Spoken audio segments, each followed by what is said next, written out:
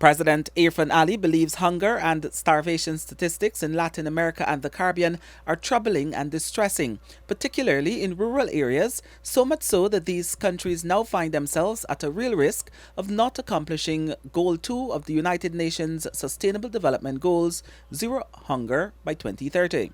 In 2019, some 7.4% of the population in the LAC region lived in hunger, a situation that Dr. Ali explained has worsened in recent years.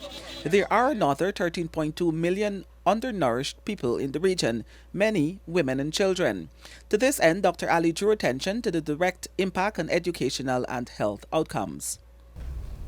Why isn't these statistics the headlines in newspapers?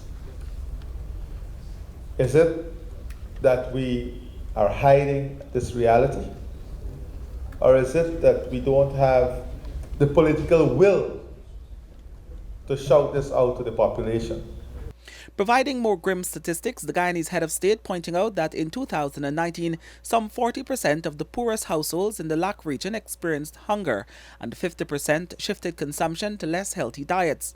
Making the situation worse, Dr. Ali noted, is the current hike in prices, food inflation, and the transportation system that has been less than desirable in moving products throughout the LAC region.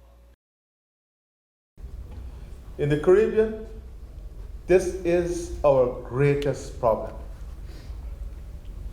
No transportation system to move food across the region.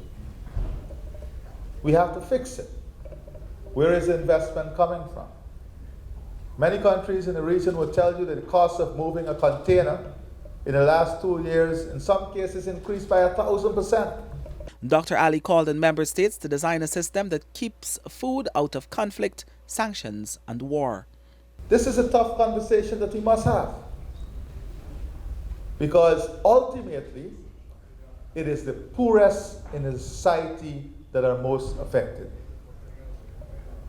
And as the statistics is showing us now, it is not a vulnerability that only exists in the least developed countries or developing countries. It can affect all of us. Dr. Ali pointed to the work already started in CARICOM to reduce the food import bill by 25% by 2025, remove trade barriers, strengthen institutions, expand access to agricultural lands, and leverage research and technologies in innovative ways that also counter climate change.